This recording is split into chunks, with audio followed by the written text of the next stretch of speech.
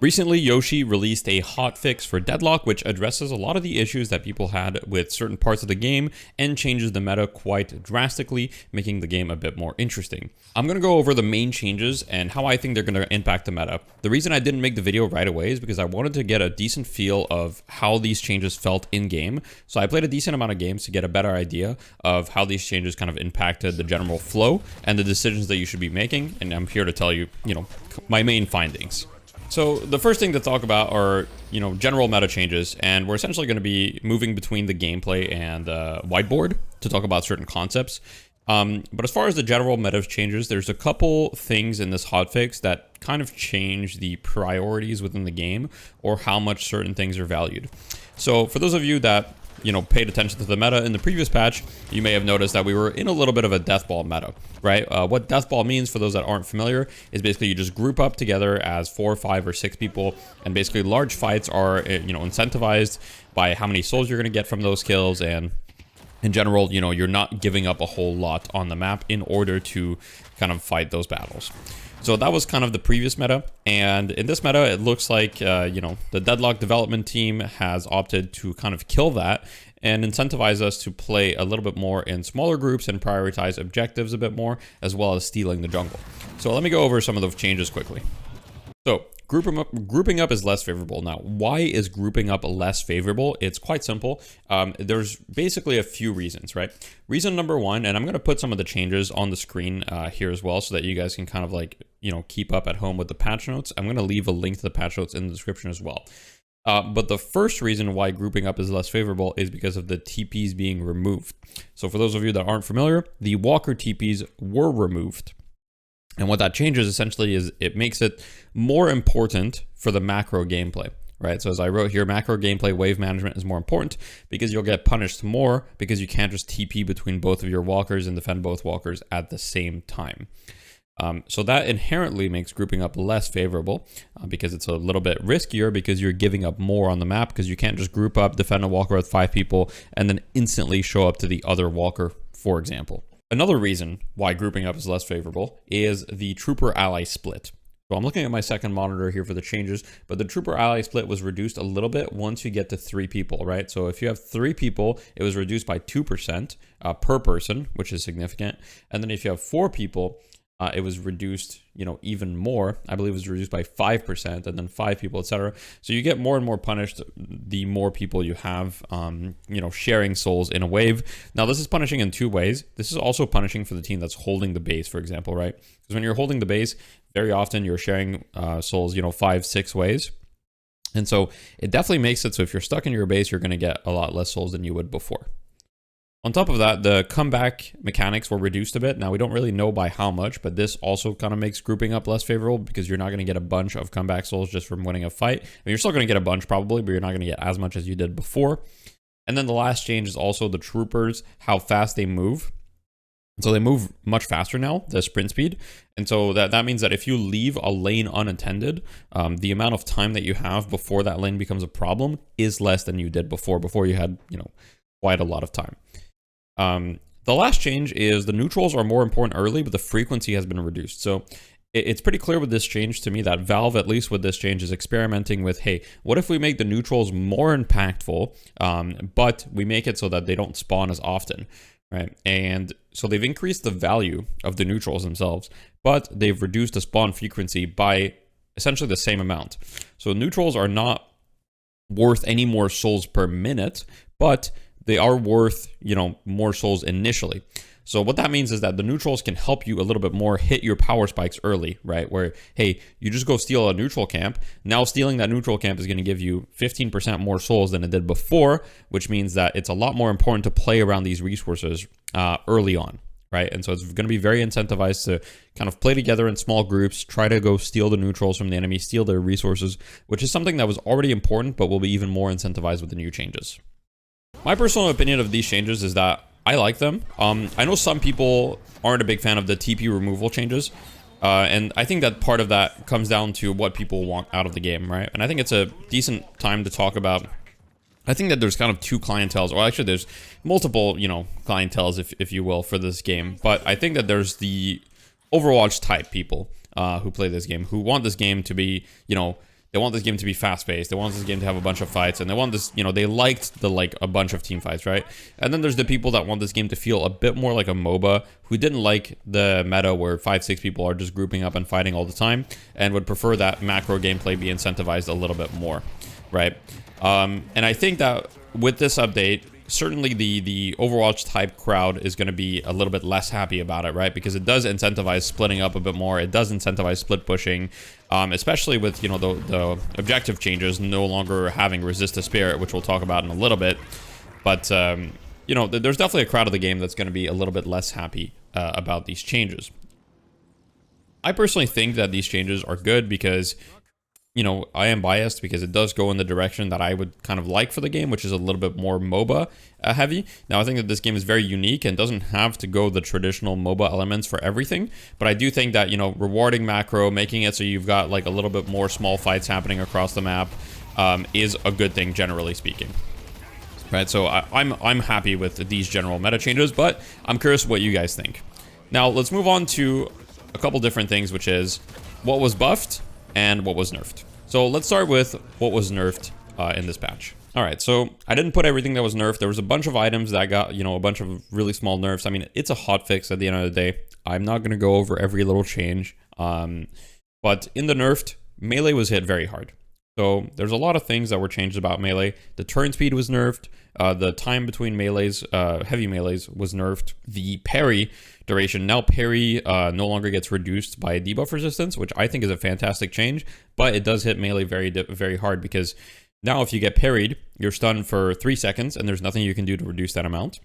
And then on top of that, now the damage amp from parry, which before was 35%, but only amped melee hits on you, now amps everything and it's 30% instead of 35%.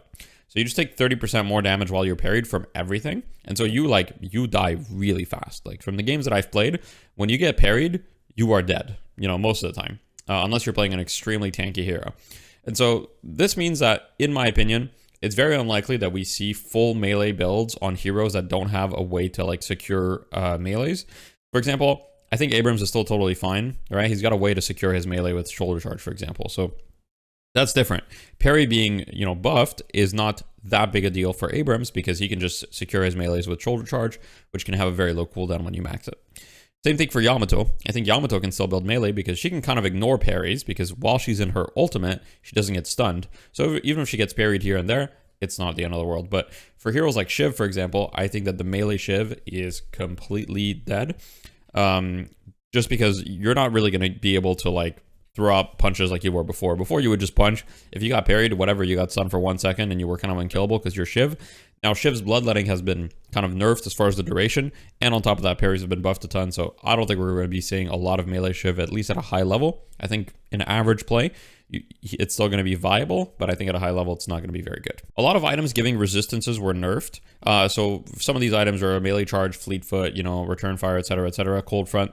A lot of these items that weren't directly meant for resistances were nerfed, which I think is a good change. I think that they've kind of been moving in this direction of like, hey, a lot of these items were like really stat padded. Like I think part of the reason why melee was so strong is also just a lot of the items just gave you a shit ton of stats.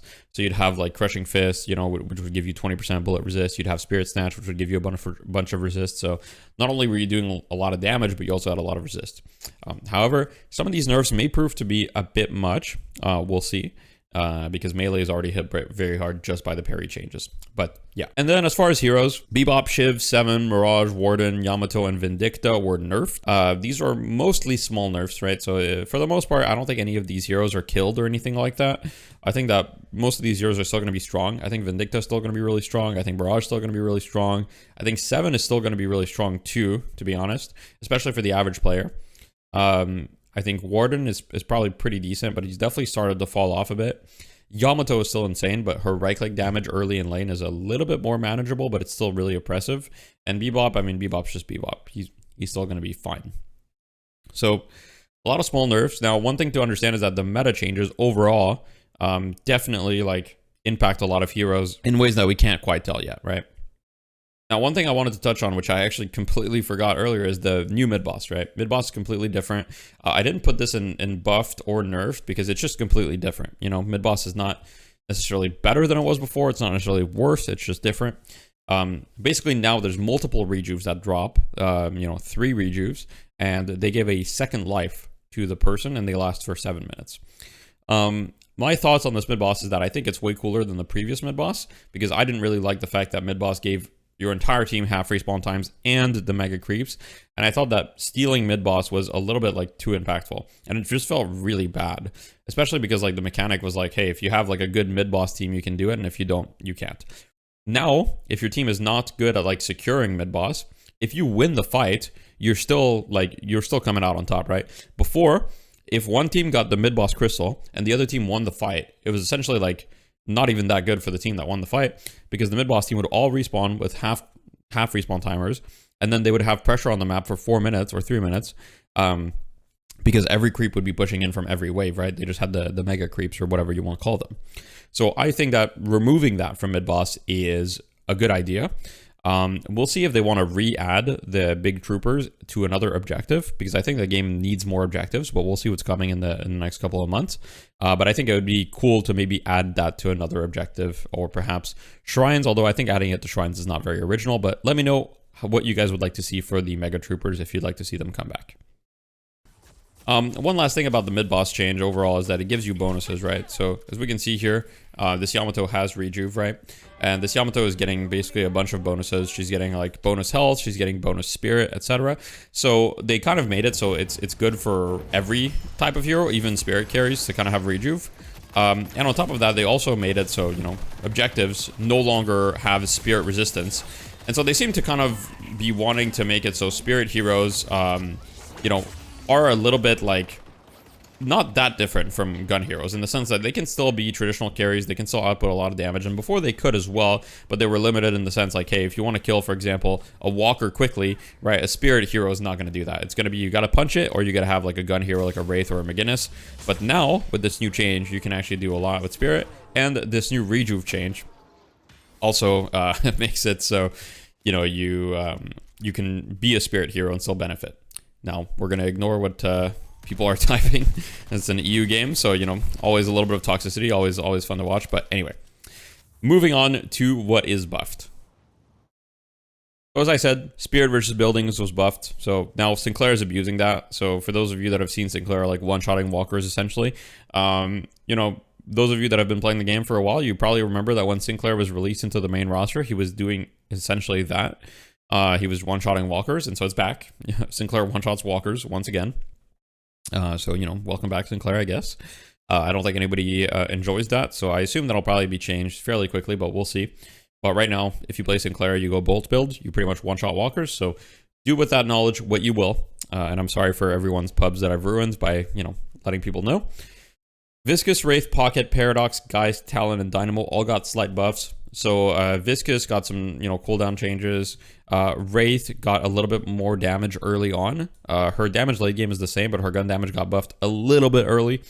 It's very, very small nerf. Pocket got a little bit more damage on his Affliction. Very small nerf once again. Sorry, not nerf, buff. Paradox got some more gun damage, 10% more gun damage, so that's actually quite significant. We'll see. That might be enough to bring back Paradox into the fold. Guys got some changes to her her bomb, which should be good. Talon also got some small buffs. I don't know if it'll be enough for him, but he might be okay. And Dynamo got some height buff on his one, which makes it so it's not going to be as easy to jump over it in theory. Cheat Death now works versus executes. I think that this is a good change. The item doesn't really feel that strong, and so the fact that it didn't work versus executes, so for example Talon and Shiv, just made it like, if there was a Shiv on the enemy team, why would you ever buy Cheat Death? You would just instantly kill you. So now it actually properly works. And last but not least, Tank Buster was changed to ignore resistances. So I actually spent some time testing this. So just so you guys know, you can amplify the damage from Tank Buster with amps, such as, for example, Pocket Barrage does amplify it. However, you cannot amplify the Tank Buster damage with Shred. So let's say that you bring someone from 0% resistance to minus 40%. The Tank Buster damage will not benefit from that at all because it ignores resistances. So it does not benefit from negative or positive resistances. So if someone has minus 40 spirit res or plus 40 spirit res, Tank Buster will do the same amount of damage to them. So I tested this. So You're welcome for the knowledge, but basically this is quite good because late game, a lot of people would have like 40, 50, even 60% spirit resist, especially if they have like, you know, something like Spellbreaker, which would make it so you would essentially tickle them and you weren't able to do any damage at all. So this Tank Buster change should hopefully allow spirit heroes to do a little bit more damage late game to heroes that have a ton of resist, which makes it feel like it's an actual counter tank item. So I really like this change personally. Now, to wrap it up, who are going to be the heroes of the patch, right? That's what everybody wants to know. And I think I've got a decent idea. I don't think that this patch like is going to change necessarily that much about the heroes that were like super meta versus not. I do think that there are some heroes that are probably a little bit underrated. Like I think Viper and Wraith are actually probably quite strong right now, depending on the game, for sure. However, I don't think that, you know, the other top contenders are going to change that much. And so I kind of like thought about it for a little bit, and I came up with, I think, 4 heroes that I think are still really, really strong. And now it's not going to be anything controversial, all right? But let me show you my picks for the really strong heroes. And then, you know, I'd love to hear you guys' picks for the strong heroes as far as like what's been going on in your games, what you've been seeing. Obviously, you know, take it with a grain of salt. I've only played maybe 5 to 10 games between, you know, now and the patch.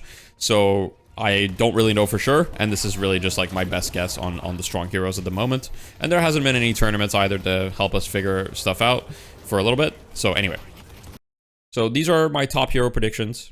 I think Mirage is still going to be really strong. I think the removal of TPs makes his ultimate more valuable than before. It already was quite valuable. So I think he's going to be really, really strong. His early game is a bit worse for sure. I mean, in general, he does a little bit less damage, but I think he's still going to be really, really strong. I think Pocket was already pretty good. And now I think that with the Affliction buff and the Tank Buster buff, I think that he really benefits from that. And like Affliction is still insanely strong. And, you know, Divine Barrier is still the only counter. And there's not like, you know, it is quite difficult to obtain Divine Barrier and justify it.